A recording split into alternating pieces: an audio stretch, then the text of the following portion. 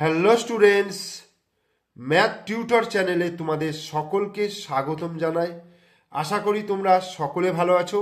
আজকে এই ভিডিওর মাধ্যমে আমরা পড়ব ক্লাস 4-এর বাটারফ্লাই অর্থাৎ ইংরাজি বইয়ের পেজ নম্বর হচ্ছে 5, 6 এবং 7, অর্থাৎ এই তিনটে পেজ অ্যাক্টিভিটি 8 থেকে আমরা তোমাদেরকে করাবো আজকে অ্যাক্টিভিটি 12A পর্যন্ত। ঠিক আছে, তো এই অ্যাক্টিভিটিগুলো তোমাদেরকে এই ভিডিওর মাধ্যমে বোঝাবো। তোমরা অবশ্যই প্রথম থেকে শেষ পর্যন্ত ভিডিওটা মনোযোগ সহকারে দেখো। তোমরা যারা আগের ভিডিওটা এখনো পর্যন্ত দেখোনি তারা এই ভিডিও ডেসক্রিপশন বক্সে প্লে লিস্টের লিঙ্ক পেয়ে যাবে, সেখান থেকে তোমরা সেই ভিডিওটা দেখে নিতে পারো। তারপরে তোমরা এই ভিডিওটা দেখো। অ্যাক্টিভিটি 8 কি বলেছে দেখো, বলছে select the odd one out, one is done for you. বলছে select the odd one out, অর্থাৎ এখানে অনেকগুলো করে ওয়ার্ড রয়েছে, সেই ওয়ার্ডগুলোর মধ্যে কোনটা অড, অর্থাৎ একটার সঙ্গে বাকিগুলো আর মিলবে না, বেমানান, যেটা আমরা বাংলাতে বেমানান বলি, সেইটা আমাকে চিহ্নিত করতে হবে। One is done for you, একটা করে দেওয়া রয়েছে। যেমন দেখো দিল্লি মানে দিল্লি, কলকাতা, ওয়েস্ট বেঙ্গল, পাটনা আর চেন্নাই। এখানে দেখো দিল্লি, কলকাতা, পাটনা আর চেন্নাই, এগুলো প্রত্যেকটা হচ্ছে এক একটা সিটির নাম, অর্থাৎ শহরের নাম। অর্থাৎ এই চারটে হচ্ছে একই ক্যাটেগরি সিটি। আর ওয়েস্ট বেঙ্গল হচ্ছে একটা রাজ্যের নাম, অর্থাৎ স্টেটের নাম।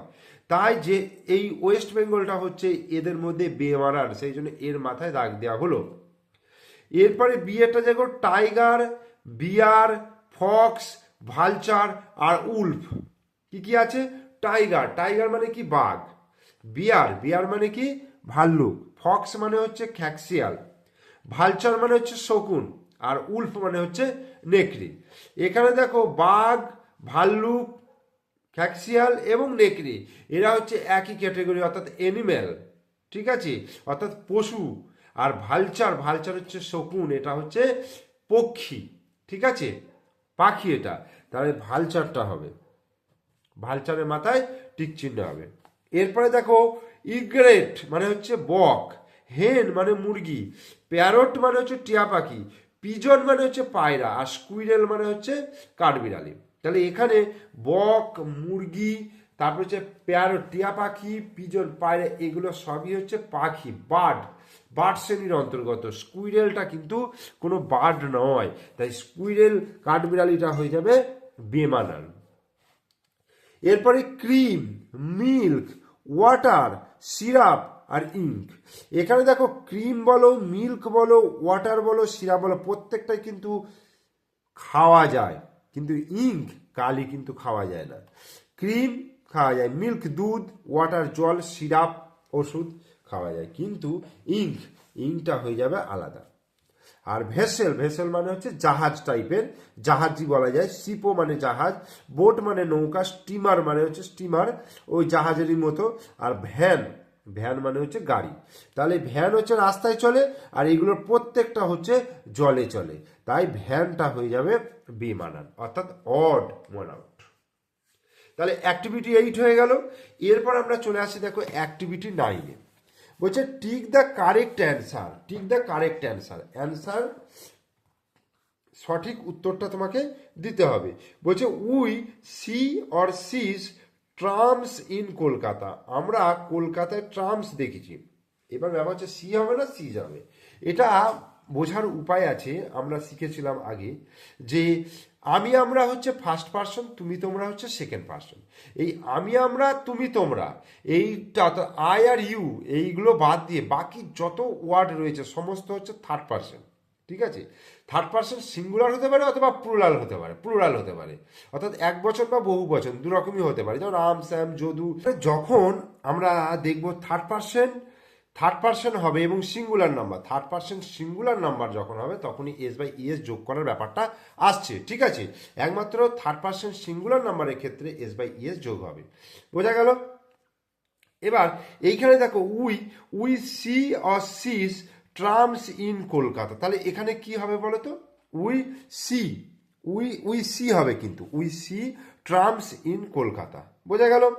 তারপরে দেখো the trams, trams run or runs on electricity, তাহলে ট্রামস আছে মানে কি হচ্ছে, থার্ড পার্সন সিঙ্গুলার নাম্বার হলে সেক্ষেত্রে এখানে এস বাই এস যোগ হয়, যেহেতু এটা থার্ড পার্সন সিঙ্গুলার নাম্বার নয় তাই সেক্ষেত্রে ট্রামস রান হবে। Okay, run on electricity.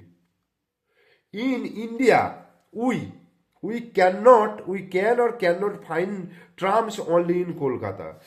In India we can or cannot find trams only in Kolkata, বলছে ইন ইন্ডিয়া, ইন্ডিয়াতে আমরা খুঁজে পাই বা খুঁজে পাই না ট্রামস অনলি ইন কলকাতা, কলকাতাতে শুধু কলকাতাতে ট্রামস খুঁজে পায় না খুঁজে পায় না, খুঁজে পায়। We can find trams only in Kolkata, ঠিক আছে। এরপর কি আছে, the river Hooghly flow or flows beside Kolkata. The river Hooghly, Hooghly নদী, হুগলি নদী তাহলে সিঙ্গেল বোঝাচ্ছে, থার্ড পার্সন সিঙ্গুলার নাম্বার, তাহলে ফ্লোস হবে, ফ্লোস বিসাইড কলকাতা, অর্থাৎ কলকাতা পাশ দিয়ে বয়ে চলেছে। আর the river separates Kolkata from Howrah, ঠিক আছে। দি রিভার সেপারেটস কলকাতা, কলকাতাকে সেপারেট করেছে ফ্রম হাওড়া থেকে। ওকে, তাহলে অ্যাক্টিভিটি 9 হয়ে গেল। এরপর আমরা চলে আসছি দেখো অ্যাক্টিভিটি 10-এ। অ্যাক্টিভিটি 10-এ কি আর রয়েছে, বলছে label the various parts of the body of a tiger with the help of the help box. এই যে হেল্প বক্সে শব্দগুলো রয়েছে, এই শব্দগুলো তোমাকে এই চিত্রটার মধ্যে চিহ্নিত করতে হবে। যেমন দেখো টেল, টেল মানে হচ্ছে কি লেজ, তার মানে এইটা হয়ে যাবে টেল, এই যে, তাহলে TAIL টেল, এইটা হচ্ছে লেজ। প মানে হচ্ছে থাবা, আমি এইটাকে বলতে পারি PAW, প মানে হচ্ছে থাবা। এরপরে লেগ মানে হচ্ছে পা, এই যে এইগুলোকে বলা হচ্ছে লেগ, LEG লেগ মানে হচ্ছে পা। আর ইয়ার মানে হচ্ছে কান, এই যে কান, ইয়ার মানে হচ্ছে কান। তারপরে আই মানে হচ্ছে চোখ, এই যে আই মানে হচ্ছে চোখ, EYE আই মানে চোখ, বোঝা গেল? এরপর আমরা 6 নম্বর পাতায় চলে আসছি। দেখো 6 নম্বর পাতায় কি রয়েছে, বলছে অ্যাক্টিভিটি 11A বলছে যে right 5 sentences to describe the tiger. Right 5 sentences, 5টা বাক্য লিখতে বলেছে টু ডিসক্রাইব দ্য টাইগার, এই বাঘটা নিয়ে ডিসক্রাইব করতে বলেছে। The first one is done for you, একটা করে দেওয়া রয়েছে। A tiger is a wild animal, একটা বাঘ হচ্ছে বন্য প্রাণী, বন্য পশু, বোঝা গেল? বনে যেহেতু বাস করে সেই জন্য বন্য পশু বলা হচ্ছে। ইট, 2 নম্বরটা লিখেছি, it has black and yellow stripes on it's body, এর শরীরে কালো এবং হলুদ ডোরাকাটা দাগ রয়েছে। কি লিখেছি, it has black and yellow stripes on it's body, এর বডির উপরে কালো এবং হলুদ রঙের স্ট্রাইপস রয়েছে। ইট হ্যাজ শার্প টিথ, এর হচ্ছে ধারালো তীক্ষ্ণ দাঁত রয়েছে। ইট হ্যাজ 2 ইয়ার্স, এর আছে 2টো কান। 4 legs, 4টে পা। 2 eyes, 2টো চোখ। অ্যান্ড এ টেল, একটা লেজ। আর we can see a tiger, আমরা বাঘকে দেখতে পাই ইন এ ডিপ ফরেস্ট, একটা গভীর জঙ্গলে। অ্যান্ড ইট স্টে অ্যালোন, এবং এরা একা থাকতে ভালোবাসে, এরা একা থাকে। We can see a tiger in a deep forest and it's stay alone, এবং এরা একা থাকে। তাহলে বাঘের নিয়ে আমি 5টা সেন্টেন্স লিখে দিলাম, তোমরা ভালো করে দেখবে। যদি বুঝতে অসুবিধা হয় অবশ্যই আমাকে কমেন্ট বক্সে কমেন্ট করে জানাবে।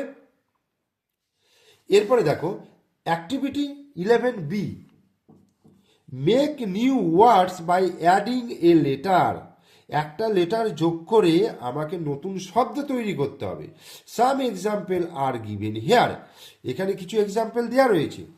RING রিং মানে কি, আংটি। আচ্ছা এখানে কি লিখবো, SING সিং মানে কি, গান করা। আচ্ছা, আর কি লিখবো? KING, king. কিং মানে হচ্ছে রাজা। আর আর হবে WING, উইং। উইং মানে হচ্ছে ডানা। এবার এখানে দেখো গোল্ড, GOLD, গোল্ড। হ্যাঁ, তারপরে এটা লিখতে পারবো SOLD, সোল্ড। সোল্ড মানে কোনো জিনিস বিক্রি হয়ে যাওয়া, ঠিক আছে। Told, TOLD, told. টোল্ড মানে কথা বলেছিল। আর BOLD, বোল্ড। বোল্ড মানে হচ্ছে মোটা মোটা অক্ষরে লেখা, যেটাকে বলা হয়, ঠিক আছে। মোটা করে লেখাটাকে বলা হচ্ছে বোল্ড। তারপরে NEST, নেস্ট। নেস্ট মানে হচ্ছে পাখির বাসা। আচ্ছা, আর রেস্ট, REST, রেস্ট। রেস্ট মানে হচ্ছে বিশ্রাম নেওয়া। টেস্ট, টেস্ট মানে হচ্ছে, টেস্ট মানে কি? পরীক্ষা নেওয়া। আর BEST, বেস্ট। বেস্ট মানে হচ্ছে খুব খুব ভালো, যেটাকে খুব ভালো হয় সেটাই হচ্ছে বেস্ট। নম্বর 7-এ চলে আসছি। কত আছে? Activity 12A, use the picture cues and solve the crossword. বলছে বলছে পিকচারগুলো দেখো, আর এইখানে যে শূন্যস্থানগুলো রয়েছে সেই শূন্যস্থানটা আবার পূরণ করতে হবে। এটা কি বলতো? এটা হচ্ছে সাইকেল, CYCLE, সাইকেল। এই যে একের দাগে, তাহলে আমরা এটা লিখবো CYCLE, সাইকেল। বোঝা গেল? এবার দুয়েরটা কি আছে? ট্রামস। দেখো দুয়েরটা আছে ট্রামস, TRAM, ট্রাম। দুয়েরটা হচ্ছে ট্রাম, হলো TRAM, ট্রাম। তিনেরটা দেখো বোট। তিনেরটা কি আছে? Boat, BOAT, boat. এটা হচ্ছে ডাউনওয়ার্ডস, অর্থাৎ ওপর নিচে। তাহলে ওপর নিচে হয়ে গেল। এবার হচ্ছে অ্যাক্রস, মানে হচ্ছে পাশাপাশি। চারের দাগেরটা কি বলছে? দেখো চারের দাগে এখানে রয়েছে, এটা হচ্ছে ট্রেন, TRAIN, ট্রেন হলো। আর পাঁচের দাগের কি আছে? দেখো পাঁচের দাগের হচ্ছে CAR, কার। কার মানে হচ্ছে গাড়ি। তাহলে আমরা অ্যাক্টিভিটি 12A পর্যন্ত আজকে করালাম। তোমরা অবশ্যই প্রথম থেকে শেষ পর্যন্ত ভিডিওটা মনোযোগ সহকারে দেখবে এবং প্রত্যেকটা অ্যাক্টিভিটিকে ভালো করে করার চেষ্টা করবে। যেহেতু তোমাদের এই প্রথম শুরু হচ্ছে ক্লাস 4-এর পড়া, তাই প্রথম থেকেই তোমরা চেষ্টা করবে ভালোভাবে পড়াশোনা করার। তাহলে পরীক্ষার সময় কিন্তু তোমাদের অসুবিধা হবে না। আর তোমাদের যদি কোনো রকম পড়া সংক্রান্ত অসুবিধা হয়, তাহলে অবশ্যই তোমরা আমাকে কমেন্ট বক্সে কমেন্ট করে জানাবে। আর ভিডিওটা ভালো লাগলে তোমরা অবশ্যই লাইক করবে, ভিডিওটা বন্ধুদের মধ্যে শেয়ার করবে। আমার চ্যানেলে নতুন দর্শক হলে অবশ্যই চ্যানেলটিকে সাবস্ক্রাইব করে দেবে এবং পাশে থাকা বেল আইকন প্রেস করে দেবে। তোমরা ভালো থেকো, সুস্থ থেকো এবং খুব ভালো করে পড়াশোনা করো। ওকে, থ্যাংক ইউ।